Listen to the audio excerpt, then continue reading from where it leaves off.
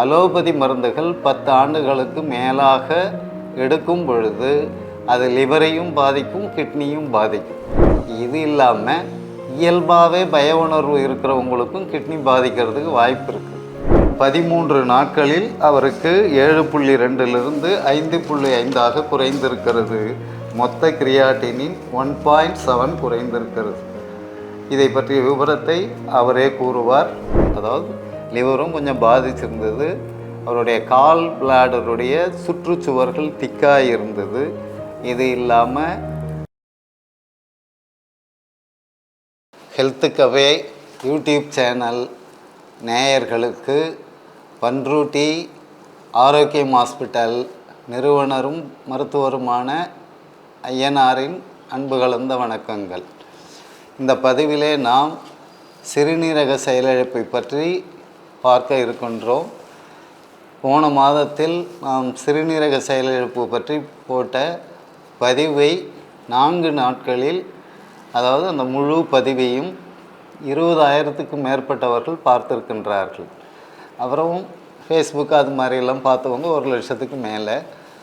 அப்போது இந்த kidney failure, சிறுநீரக செயலிழப்பு பற்றி மக்கள்கிட்ட எவ்வளோ பயம் இருக்குது, இதுக்கு ஒரு விடிவு கிடைக்காதா அப்படின்னு ஏங்கிக்கின்னு தேடிக்கின்னு இருக்கிறவங்க அதிகன்றது இந்த பதிவை பார்த்தவர்களின் எண்ணிக்கையை பொறுத்து தெளிவாக தெரிகின்றது.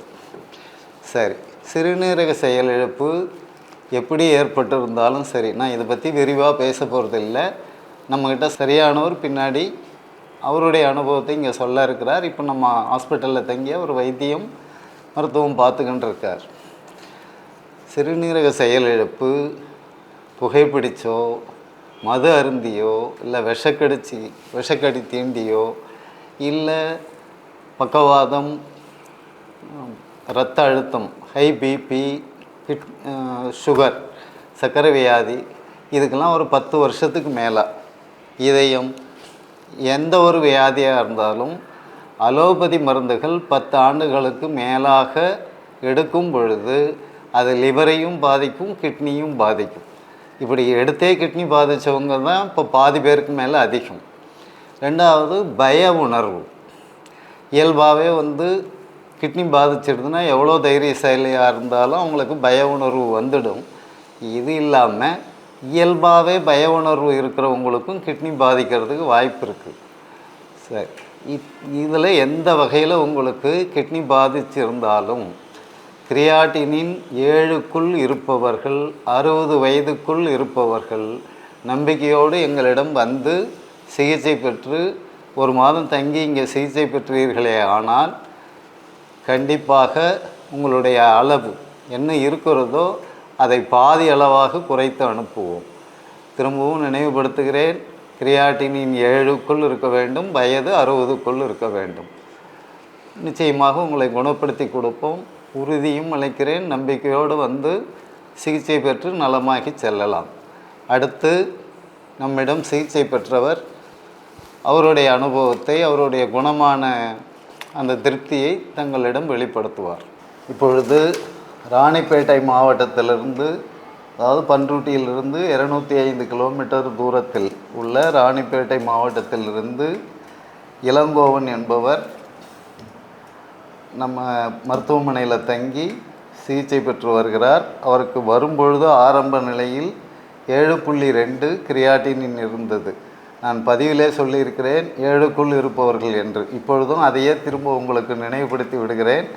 7க்குள் இருப்பவர்கள் வாங்க, 60 வயசுக்குள்ளே இருக்கிறவங்க வாங்க. இப்போ அவருடைய அனுபவத்தை அவர் இங்கே தெளிவுபடுத்துவார். 7.2லிருந்து 6.3ஆக குறைந்து நேற்று எடுத்ததில் 5.5ஆக குறைந்திருக்கிறது.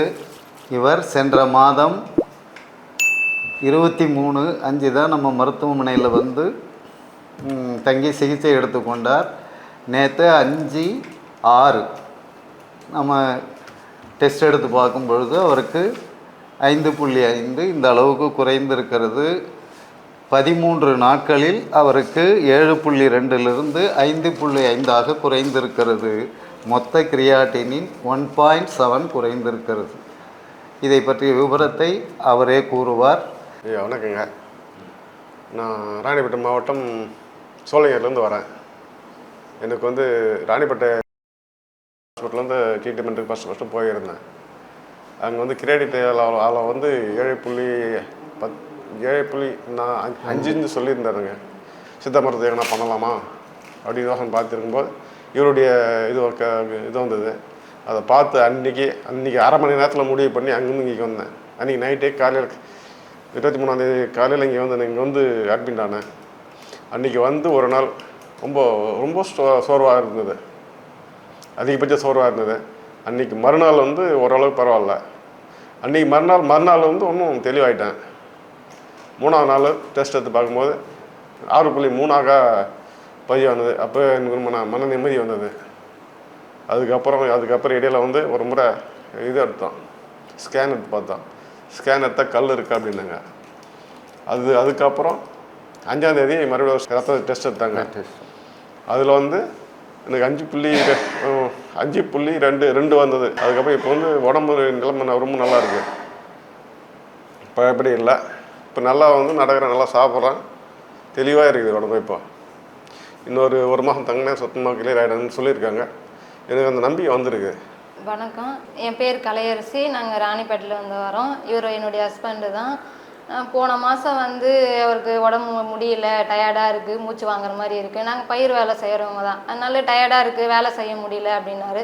எங்கள் ஊர் ஹாஸ்பிட்டல்லே போய் பார்த்தோம், ராணிப்பேட்டையில். அந்த ஹாஸ்பிட்டலில் வந்து இது போல் பிளட் டெஸ்ட் எடுத்து பார்த்தாங்க. அதில் கிரியேட்டினைன் இவ்வளோ இருக்குது அப்படின்ற மாதிரி சொன்னாங்க, அது டேஞ்சர் அப்படின்னு சொன்னாங்க. அதுக்கப்புறம் சரி நாங்கள் வேறு ஹாஸ்பிட்டலில் போய் ஒப்பீனியன் பார்க்கலாம் அப்படி சொல்கிறாங்களே, நம்ம பெரிய ஹாஸ்பிட்டலில் போய் பார்க்கலாம், பின்னாடி ஏதாவது பிரச்சனை வந்துட போகுது அப்படின்னு. அங்கே போனாலும் இதே தான் சொன்னாங்க, கிட்னி டேமேஜ் ஆகிட்டு இருக்குது, இது ஒன்றும் சரி பண்ண முடியாது, டயாலிசிஸ் பண்ண வேண்டியதான் அப்படின்னு சொல்லிட்டாங்க. அதுவும் நாங்கள் பொருட்படுத்தாத சென்னை, எங்கள் ஊர்லேயே பெரிய ஹாஸ்பிட்டலு எல்லாமே போய் பார்த்தோம். அவங்க எல்லாமே டயாலிசிஸ் அப்படின்னு தான் சொல்லிட்டாங்க. எங்களுக்கு ஒரே அழுகாக வந்துச்சு, அவ்வளோதான் நம்ம லைஃப் முடிஞ்சிச்சு அப்படின்லாம் நாங்கள் நினச்சோம். ஆனால் அதுக்கப்புறம் எங்கள் வீட்டுக்கார் வந்து இந்த சாருடைய வீடியோ பார்த்துட்டு, இல்லைம்மா நம்ம அங்கே போனால் கிளியர் ஆகிடுவோம், நம்மளுக்கு க்யூர் ஆகிடும், எனக்கு நம்பிக்கை இருக்குது அப்படின்னு எனக்கு சொன்னார். எனக்கு இங்கே வர வந்து ரொம்ப பயமாக இருந்துச்சு. இல்லை அவ்வளோ தூரம் நம்ம போகிறோமே, பன்ருட்டின்னு சொல்கிறியே, நம்ம எப்படி போக முடியும் அப்படின்லாம் நான் யோசித்தேன். இல்லை நம்ம போவோம், கண்டிப்பாக நல்லா ஆகிடும் அப்படின்னு நாங்கள் இங்கே வந்தோம். வந்த 3ஆவது நாளே எங்களுக்கு நம்பிக்கை கொடுக்குற மாதிரி கிரியேட்டினைன் வந்து குறைஞ்சிருக்கு. 3 நாள் தான் நாங்கள் மருந்து சாப்பிட்டோம், ஆனால் குறைஞ்சிருக்கு அப்படின்னு தான் சொன்னாங்களே. இப்போ வந்து நாங்கள் 15 நாளுக்கு மேலே ஆயிடுச்சு. நாங்கள் வந்து இப்போ எவ்வளோ பரவாயில்ல. வந்தோடனே அப்படியே சோர்ந்து படுத்துருவார், நடக்க கூட மாட்டார், உட்காந்துனே இருப்பார், இல்லை படுத்துக்கிட்டு தான் இருப்பார், சாப்பிட்ட உடனே படுத்துருவாங்க. இப்போ எவ்வளவோ பரவாயில்ல தான். நீங்களும் வந்து ட்ரீட்மெண்ட் பாருங்கள், எங்களுக்கு நம்பிக்கை இருக்குது. நாங்கள் இன்னும் 4 நாள் ஆனால் க்யூர் ஆகி கண்டிப்பாக வீட்டுக்கு கிளம்பி போயிடுவோம், அந்த நம்பிக்கை எங்களுக்கு இருக்குது. இப்போ எவ்வளோ நல்லா தான் இருக்கார் அவர். நாங்கள் வந்து எங்களுக்கு தெரிஞ்சவங்க மூலமாக தான் இத்தனை ஹாஸ்பிட்டலில் ஒரு 4-5 ஹாஸ்பிட்டலில் போய் பார்த்துட்டோம். அவர் வந்து இப்போ திடீர்னு சடனாக நேற்று கால் பண்ணியிருந்தார். அவர் கேட்டார், என்னம்மா 1 மாதம் நாங்கள் வந்து ஏற்கனவே கடைசியாக பார்த்த ஹாஸ்பிட்டலில் சென்னையிலே பெரிய ஹாஸ்பிட்டலு, 40 வருஷம் எக்ஸ்பீரியன்ஸு அப்படின்லாம் சொன்னாங்க. சரி நாங்களும் தெரிஞ்சவங்க மூலமாக போனோம். அவங்க வந்து இப்போ கால் பண்ணியிருந்தாங்க எங்களுக்கு நேற்று. 1 மாதம் கழித்து வரேன்னு சொல்லிட்டு வந்துட்டோம். இப்போ கேட்டாங்க நேற்று கால் பண்ணி, என்னம்மா வரலைங்களா அப்படின்னு. இல்லைங்க சார், நாங்கள் வந்து எங்கள் வீட்டுக்கார் சித்தா வைத்தியம் பார்க்கணுன்னு சொன்னார், இங்கே வந்தோம். இப்போ வந்து இவ்வளோ இருக்குது, அந்த பிளட் ரிப்போர்ட்டில் அவருக்கு நான் அனுப்பிச்சிருந்தேன். பரவாயில்லையம்மா, இவ்வளோ குறைஞ்சிருக்கு, நாங்களே எதிர்பார்க்கல, நீங்கள் அங்கேயே ட்ரீட்மெண்ட் பாருங்கள், டயாலிஸ்லாம் தேவைப்படாது அப்படின்ற மாதிரி சொன்னாங்க. அவங்க தான் டயாலிஸ் பண்ணணும், ரத்தத்தில் உப்பு அதிகமாக இருக்குன்னுலாம் எங்களுக்கு எவ்வளோ ஃபோர்ஸ் பண்ணாங்க. இவர் முடியவே முடியாது அப்படின்னு சொன்னாங்க. இன்றைக்கி அந்த டாக்டரே டயாலிஸ் வேணாம்மா, நீங்கள் அங்கேயே ட்ரீட்மெண்ட் பாருங்கன்னு சொன்னாங்க.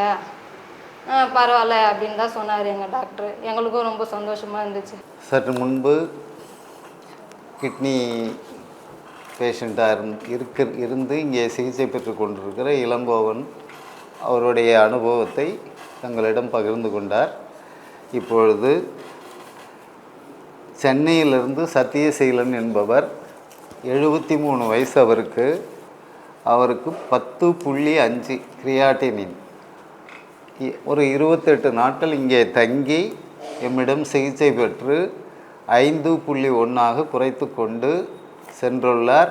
மொத்த சிகிச்சை நாட்கள் 28 நாட்கள். அவருக்கு இது மட்டும் இல்லாமல் bilateral adult polycystic kidney disease with liver involvement, அதாவது லிவரும் கொஞ்சம் பாதிச்சிருந்தது. அவருடைய கால் பிளாடருடைய சுற்றுச்சுவர்கள் திக்காக இருந்தது. இது இல்லாமல் கிரேடு 2 பிரஸ்டோமெகாலே அப்படின்னா விதை வீக்கம் உங்களுக்கு, அது 2வது கிரேடில் இருந்தது. அவர் எங்ககிட்ட எல்லாத்துக்குமே சிகிச்சை பெற்று இப்பொழுது 10.5லிருந்து 5.1 குறைந்து சந்தோஷமாக இங்கேருந்து சிகிச்சை பெற்றுக்கொண்டு சந்தோஷமாக புறப்பட்டு சென்று விட்டார். அவர் இங்கே இருந்திருந்தால் அவரும் பேட்டி கொடுத்துருக்கலாம். அதாவது திரும்ப இந்த இடத்துல உங்கள்கிட்ட ஒன்று நினைவுபடுத்திடுறேன். 7க்கு மேலே இருக்கிறவங்க தயவு செய்து வராதிங்க. ஏன்னா அதுக்கு மேலே இருக்கிறவங்கள நாங்கள் ஒரு மணிக்கு ஒரு தடவை நாங்கள் பார்க்க வேண்டியதாக இருக்கும். அந்த அளவுக்கு வாய்ப்பு இல்லை. ஏன்னா எங்ககிட்ட இன்பேஷண்ட்டும் இருக்கிறாங்க, அவுட் பேஷண்ட்டும் இருக்கிறாங்க. அவர் வயசு 73. இது எதுக்கு சொல்கிறேன்னா 60 வயசுக்குள்ளே இருக்கிறவங்க 7க்குள்ளே இருக்கிறவங்க நம்பிக்கையோடு இங்கே வந்து சிகிச்சை பெற்றுக்கலாம் அப்படின்ற ஒரே காரணத்துக்காக இந்த குறிப்பை நான் தங்களுக்கு யூடியூப் சேனல் நேயர்களுக்கு தெரிவிக்கின்றேன். 60 வயசுக்குள்ளே இருக்கிறவங்க கிரியாட்டினின் 7க்குள்ளே இருக்கிறவங்க வந்து சிகிச்சை எடுத்துக்கலாம். இவர் இது இல்லாமல் கூடுதலாக 3 பிரச்சனைகளோடு வந்தவர். அந்த எல்லா பிரச்சனைகளுக்கும் அவர் சால்வ் ஆகி சென்று இருக்கிறார். இனிமேல் அவர் கிரியாட்டினுக்கு மாதம் மாதம் வந்து மருந்து வாங்கிட்டு போனால் போதும். முழுசாகவே அவர் இன்னும் 5 மாதத்தில் ரிலீவ் ஆகிடுவார். இது வந்து உங்களுக்கு நம்பிக்கை உண்டாவதற்காக. ஏன்னா கிட்னி பேஷண்ட் மட்டும் எப்பயுமே அந்த கிட்னியினுடைய செயல்பாடு குறைய குறைய மிகுந்த பய உணர்வுக்கு போயிடுவாங்க. அந்த பய உணர்வு இல்லாமல் தைரியமாக வந்து சிகிச்சை பெற்று நீங்கள் பூரணமாக நலமடைந்தே செல்லலாம். நீங்கள் எந்த அளவில் வரீங்களோ 7க்குள்ளே கண்டிப்பாக அதை 3.5 நாங்கள் குறைச்சி அனுப்புவோம். அதுக்கு பிறகு ஒரு 5 மாதத்துக்கு நீங்கள் மருந்து மாதம் மாதம் வீட்டில் இருந்த மாதிரியே மருந்து வாங்கி சாப்பிட்டு கூட முழுசாகவே குணமடையலாம். நன்றி, வணக்கம். இந்த வீடியோ உங்களுக்கு பிடிச்சிருந்தா லைக் பண்ணுங்க, ஷேர் பண்ணுங்க, கமெண்ட் பண்ணுங்க. மறக்காம ஹெல்த் கஃபே தமிழ் சேனலை சப்ஸ்கிரைப் பண்ணிட்டு பெல் பட்டனை கிளிக் பண்ணிடுங்க.